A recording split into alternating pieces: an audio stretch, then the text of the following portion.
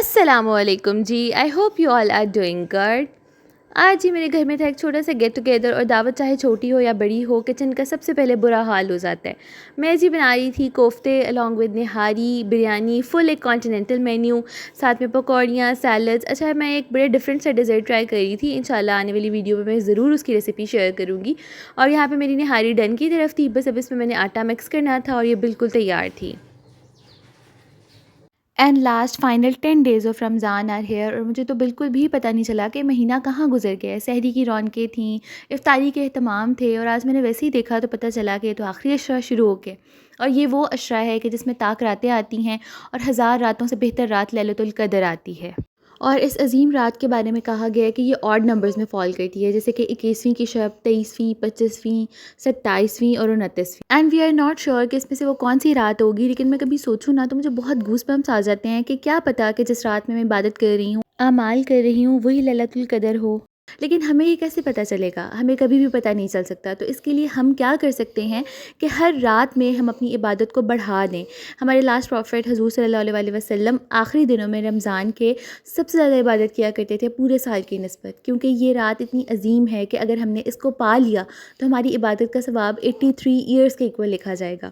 تو کیا ہم اس کو مس آؤٹ کرنا چاہیں گے کہ ایک رات کی عبادت ہے اور ہم 83 ایئرس کی عبادت کے مطابق ثواب پا لیں گے؟ بالکل بھی نہیں، آئی ڈونٹ تھنک سو کہ اتنی بڑی ڈیل ہم اویل ہی نہ کریں۔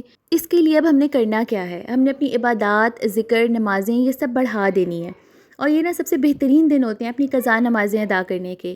کیوں؟ کیونکہ ایک تو بہت زیادہ موٹیویشن ہوتی ہے، اور دوسرا یہ کہ ثواب ڈبل ٹرپل ہو گیا ہوتا ہے۔ آپ سوچیں کہ آپ آخری طاق راتوں میں جو عبادات کر رہی ہیں ان میں سے ایک رات لیلۃ القدر ہے اور آپ نے وہ پا لی ہے۔ سوچیں، اٹس لائک گوز بمپس۔ لیلۃ القدر وہ رات ہے کہ جس میں اللہ تعالیٰ آپ کی زندگی کے تمام معاملات کا فیصلہ کرتے ہیں پورے ایک سال کے لیے۔ جب تک اگلی لیلۃ القدر نہیں آ جاتی، آپ کی زندگی کے تمام معاملات ڈیسائیڈ ہو جاتے ہیں، آپ کی ڈیسٹینی لکھی جاتی ہے۔ سوچیں کس قدر یہ عظیم رات ہے۔ ہم لوگ ہر قدم کتنا سوچ سمجھ کے لیتے ہیں نا کہ ہمارا فیوچر سیکیور ہے کہ نہیں، میں یہ کام کروں گا تو میرا کوئی فیوچر میں کوئی مسئلہ تو نہیں ہوگا۔ بہت ہم ہر چیز کے بارے میں اتنے کانشیس رہتے ہیں، اتنے انسیکیور رہتے ہیں، لیکن جہاں پہ ہمیں شور ہے کہ یہاں پہ ہماری ڈیسٹینی لکھی جانی ہے، جو چیز ہم مانگیں گے ہو سکتا ہے وہ ہماری قسمت میں لکھ دی جائے، تو پھر یہ رات کون مس آؤٹ کرنا چاہے گا؟ ہم نے نا یہ یاد رکھتے ہوئے عبادت کرنی ہے کہ دعا سے نا تقدیر بدل جاتی ہے، دعائیں کبھی بھی رد نہیں جاتی ہیں۔ اگر آپ کو اس دنیا میں نہیں نا مل پا رہا جو آپ مانگ رہے ہیں تو اس کا حصہ آپ کے لیے آخرت میں ہے، اور تب آپ سوچیں گے کہ کاش میری کوئی بھی دعا قبول نہ ہوتی، کیونکہ اتنا خوبصورت اور بہترین انعام ہوگا آپ کے لیے۔ اس رات میں نا دل کھول کے اللہ تعالیٰ سے ہر چیز مانگے، ہر وہ چیز جس کی آپ کو خواہش ہے اور آپ کو ناممکن لگ رہی ہے، کیونکہ اللہ کی ذات کے لیے کچھ بھی ناممکن نہیں ہے۔ اور اگر اس عظیم رات کو آپ پا لیتے ہیں تو سوچیں کہ وہ چیز آپ کی شاید قسمت میں لکھ دی جائے۔ اور میں تو کہتی ہوں کہ دنیا کے ساتھ ساتھ انسان آخرت بھی مانگے۔ ہم سب نے نا جائے نماز پہ یہ سوچ کے بیٹھنا ہے کہ اب بس اب اللہ تعالیٰ سے اپنے گناہوں کی معافی مانگ کے اپنی توبہ کو قبول کروا کے اٹھنا ہے، کیونکہ کوئی بھی گناہ اتنا عظیم نہیں ہوتا۔ اللہ تعالیٰ تو ہم سے اتنی محبت کرتے ہیں، اتنا پیار کرتے ہیں، وہ تو ہماری برداشت سے زیادہ ہم پہ کوئی بوجھ نہیں ڈالتے، تو کیا وہ ہماری توبہ کو قبول نہیں کریں گے؟ جب ہم یہ سوچ کے بیٹھیں گے، اپنے آپ کو سرنڈر کر کے بیٹھیں گے کہ یا اللہ تیرے سوا میرا کوئی نہیں ہے، مجھے تیری رحمت کا سایہ چاہیے، مجھے تیری گائیڈنس چاہیے، مجھے ان لوگوں میں شمار کر لیں کہ جن کو آپ پسند کرتے ہیں۔ آپ کو پتہ ہے کچھ لوگ نا اللہ تعالیٰ کو اتنے پسند ہوتے ہیں کہ اللہ تعالیٰ چاہتے ہیں کہ میرے علاوہ نا اس کا کوئی نہ ہو، یہ بندہ جب بھی کہیں جائے بھٹکے تو یہ میرے پاس واپس آئے۔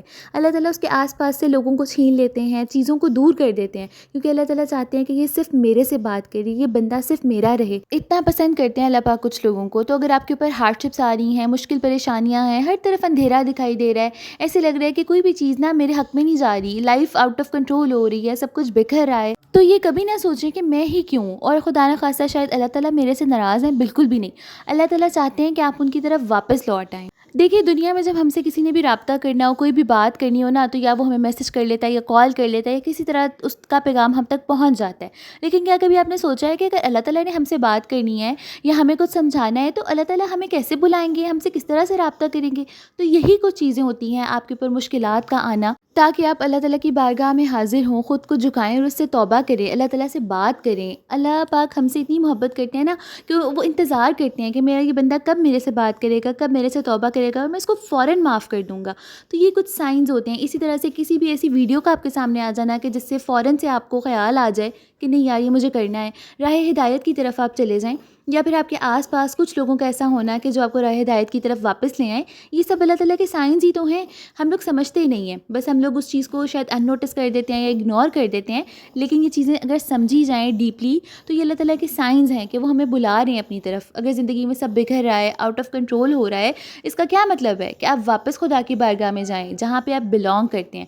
جتنا ہی دور آپ اللہ تعالیٰ سے ہوتے جاتے ہیں نا، اتنی ہی بے چینی اور انزائٹی بڑھتی جاتی ہے.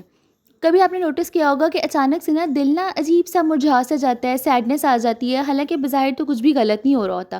لیکن نا کبھی ایسے ہم کہہ رہے ہوتے ہیں کہ یار پتہ نہیں بس آج دل نہیں چاہ رہا، آج ذرا سیڈنس ہے. تو وہ کیوں ہوتی ہے؟ کیونکہ شاید کہ ہم اللہ سے بہت دور ہو رہے ہوتے ہیں اور اللہ پاک چاہ رہے ہوتے ہیں کہ بندہ میرے پاس واپس آ جائے. تو ان نشانیوں کو نا کبھی بھی آپ اگنور نہ کریں. اور اب جو یہ آخری دن 10 دن شروع ہو گئے ہیں نا، بس ان سے اب ہم نے بھرپور طریقے سے فائدہ اٹھانا ہے. اب آپ سوچیں کہ آپ کسی جاب پہ ہیں، ٹھیک ہے، آپ کو کہا گیا ہے کہ آپ 10 دن کے لیے انڈر آبزرویشن ہیں. آپ کو جو ہائر اتھارٹیز ہیں وہ آپ کو نوٹس کر رہی ہیں، دیکھ رہی ہیں کہ آپ کس طرح کا کام کرتے ہیں، اور اس کے بعد جی اس بیسس پہ آپ کا انکریمنٹ ڈیسائیڈ ہوگا. ہم ان 10 دن میں کیا کریں گے؟ ہمارا بیسٹ ورژن نکل کے آئے گا اس 10 دن کے اندر. ہم اتنے بہترین ہو جائیں گے، ٹائم سے آئیں گے، ٹائم سے جائیں گے، بہت اچھے طریقے سے دل لگا کے کام کریں گے تاکہ بھی 10 دن بعد میرا انکریمنٹ سب سے زیادہ لگے. تو اسی طرح سے اگر اسی مثال کو ذہن میں رکھتے ہوئے سوچا جائے کہ یہ آخری 10 دن ہے اور ان کی بیسس پہ میری ڈیسٹنی ڈیسائیڈ ہونی ہے، میری قسمت لکھی جانی ہے، تو میرا نہیں خیال کہ کوئی بھی انسان اس چیز کو مس آؤٹ کرے گا یا اس کو لائٹ لے گا. تو میک شیور کریں کہ آپ ان آخری 10 دنوں میں نا اپنی عبادات کو بڑھا دیں، جتنا ہو سکے اپنے ذکر کو بڑھائیں، ہر وقت تسبیحات میں اپنے آپ کو مشغول رکھیں اور سوچیں کہ آپ اللہ تعالیٰ کو کیسے راضی کر سکتے ہیں. کیونکہ اگر ہم جاب کی ہی اگزامپل لیں تو ہم کوشش کریں گے ہائر اتھارٹیز کو راضی کرنے کی، خوش کرنے کی، اپنے آپ سے سیٹسفائی کرنے کی. تو اس وقت ہم نے یہ سوچنا ہے کہ ہم نے اللہ تعالیٰ کو خوش کیسے کرنا ہے، کیونکہ وہ ذات ہے کہ جس کو اگر آپ نے راضی کر لیا نا تو وہ آپ کو غنی کر دے گا، آپ کو اتنا عطا کرے گا کہ آپ راضی ہو جائیں گے. اور کم از کم ان آخری 10 دنوں میں ہم نے کوشش کرنی ہے کہ جتنی ہو سکے ہم قرآن پاک کی تلاوت کریں، کیونکہ اس سے ایک تو بہت زیادہ ذہنی سکون ملتا ہے، آپ کو اپنی پریشانیوں فکروں سے نجات ملتی ہے، اور بے شک اللہ کے ذکر میں ہی دلوں کا سکون ہے. اور اگر کچھ حالات کی وجہ سے آپ قرآن پاک پڑھ نہیں پا رہے تو پھر کوشش کریں کہ قرآن پاک کو سن لیں. اور اگر وہ بھی نہیں کر پا رہے تو پھر جو صورتیں اور آیات آپ کو یاد ہیں نا ان کو اپنے ذہن میں دہراتے رہیں. اور اگر وہ بھی پاسبل نہیں ہے نا تو پھر ذکر کے تھرو، بے تحاشا استغفار کے تھرو اللہ تعالیٰ کو یاد رکھیں. انما الاعمال بالنیات، بے شک اعمال کا دار و مدار نیتوں پر ہے. تو بس ہم نے ہر طاق رات میں اس نیت کے ساتھ عبادت کرنی ہے کہ شاید آج کی رات ہی شب قدر ہو. اور ایک اہم بات کہ بہت سے لوگ صرف 27ویں کی شب کو عبادت کرتے ہیں، جبکہ لیلۃ القدر تو کوئی بھی رات ہو سکتی ہے. تو کوشش کریں کہ ہر رات کو اپنی عبادت کا حصہ بنائیں اور جتنی فورگیونیس اللہ سے مانگ سکتے ہیں مانگیں. اور بڑے بزرگ کہتے ہیں کہ رمضان کی آخری راتیں اس طرح سے ہوتی ہیں کہ جیسے کسی مزدور کو نا اس کی تنخواہ ملنی ہے. تو سوچیں جس طرح کی ہماری محنت ہوگی نا، ہماری سیلری بھی اسی طرح کی ہوگی. اللہ تعالیٰ ہم سب کو توفیق دیں کہ ہم لیلۃ القدر کو پا سکیں اور اس کی رحمتوں سے بھرپور فائدہ اٹھا سکیں. اور باقی رمضان کے جتنے بھی دن رہ گئے ہیں اس کو پیار، معافی اور عبادت کا رمضان بناتے ہیں، اور جتنے گلے شکوے ہیں اس کو دور کرتے ہیں اور اللہ تعالیٰ سے بخشش کی طلب کرتے ہیں. اینڈ آئی ٹرولی ہوپ کہ یہ جتنی بھی باتیں میں نے کی ہیں اللہ پاک مجھے اور آپ کو اس پہ عمل کرنے کی توفیق عطا فرمائیں. میں ملتی ہوں جی نیکسٹ ویڈیو میں. ملتے ہیں، اپنا بہت سارا خیال رکھیں. Thank you for watching and listening me. اللہ حافظ.